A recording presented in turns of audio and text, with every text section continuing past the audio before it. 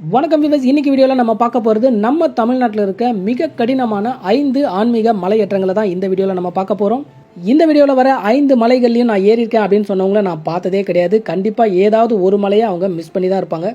அதுவும் இந்த 5 மலைகளில் முதல் இடத்துல இருக்க மலைக்கு நிறைய பேர் கண்டிப்பாக போயிருக்கிறதுக்கு வாய்ப்பே கிடையாது. ஒருவேளை இந்த 5 மலைகளிலும் நான் ஏறியிருக்கேன் அப்படின்னு ஒருத்தர் சொல்கிறாருன்னா உண்மையாகவே அவர் செம்ம ஆள் அப்படின்னு தான் சொல்லணும்.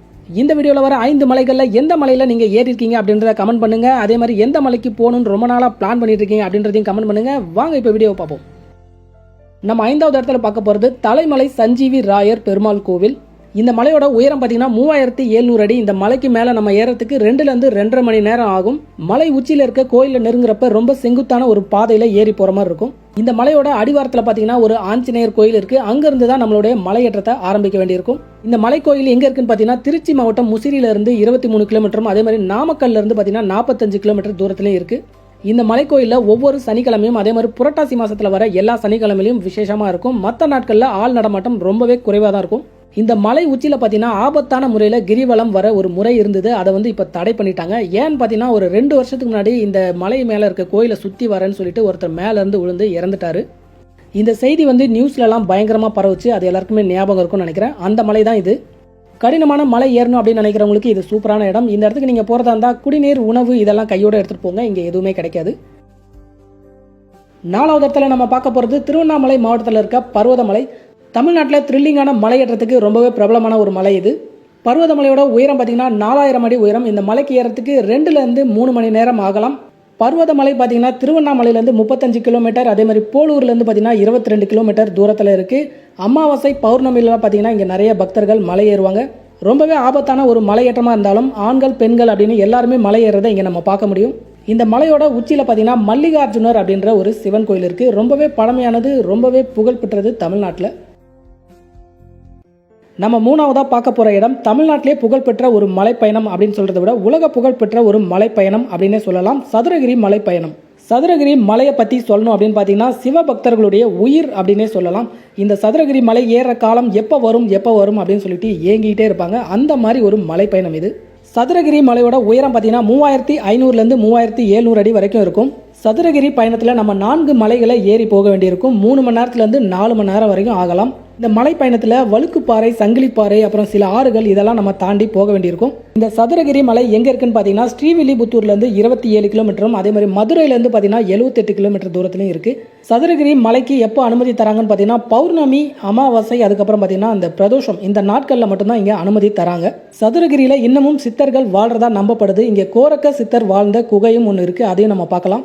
அதுக்கப்புறம் பார்த்தீங்கன்னா சந்தன மகாலிங்கம், சுந்தர மகாலிங்கம் அப்படின்ற 2 சிவபெருமான் சன்னதிகளை நம்ம வழிபடலாம்.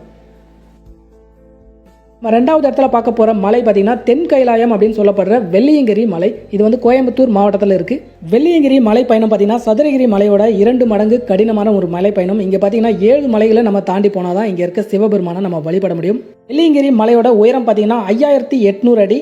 இந்த மலைக்கு மேலே நம்ம ஏறி போகிறதுக்கு 5 மணி நேரத்துலேருந்து 6 மணி நேரம் வரைக்கும் கூட ஆகலாம். வெள்ளியங்கிரி மலையில் ஆண்கள் மட்டுமே ஏறுவாங்க. பெண்களுக்கு இங்கே அனுமதி கிடையாது. இந்த மலை பயணத்தில் நம்ம வாழ்க்கையில் பார்க்க முடியாத பல இயற்கை அதிசயங்களை இங்கே நம்ம பார்க்க முடியும். வெள்ளியங்கிரி மலைக்கு நம்ம போகணுன்னா கோயம்புத்தூர்லேருந்து 34 கிலோமீட்டர் தூரத்தில் இருக்க பூண்டி அப்படின்ற ஒரு இடத்துக்கு வந்துட்டோம்னா அங்கேருந்து நம்ம மலை ஏற ஆரம்பிக்கலாம். வெள்ளியங்கிரி மலையில் நம்ம ஏறத்துக்கு எப்போ அனுமதி தராங்க அப்படின்னு பார்த்தீங்கன்னா மாசி, பங்குனி, சித்திரை இந்த 3 மாதங்களில் வர விசேஷ நாட்களில் மட்டும்தான் இங்கே அனுமதி தராங்க. முதல் இடத்துல இருக்கிற மலை பயணம் பல சிறப்புகளை கொண்ட பொதிகை மலை பயணம். இந்த பொதிகை மலை எங்கே இருக்குது அப்படின்னு பார்த்தீங்கன்னா திருநெல்வேலி மாவட்டம் பாபநாசம் மலைக்கு மேலே தான் இந்த பொதிகை மலை இருக்குது. இதை அகத்தியர் மலை அப்படின்னு சொல்லுவாங்க.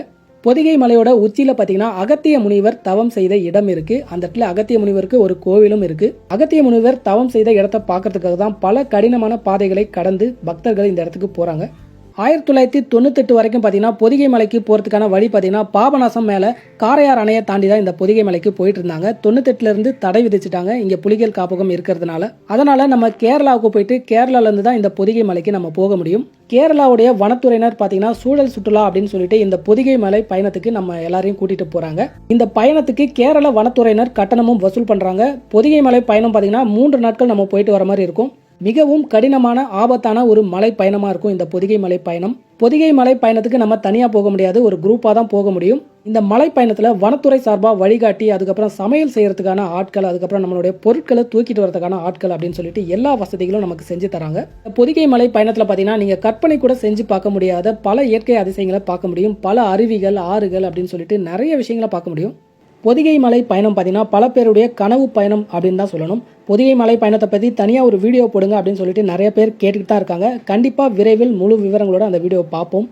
ஓகே ஃப்ரெண்ட்ஸ், இது வரைக்கும் நம்ம பார்த்தது நம்ம தமிழ்நாட்டில் இருக்க மிக கடினமான ஆன்மீக பயணங்கள். இந்த 5 மலைகளில் நீங்கள் எந்த மலையில் ஏறி இருக்கீங்க அப்படின்னு கமெண்ட் பண்ணுங்க. எந்த மலையில் ஏறணும் அப்படின்னு உங்களுக்கு ஆசையாக இருக்குது அப்படின்றதையும் கமெண்ட் பண்ணுங்க.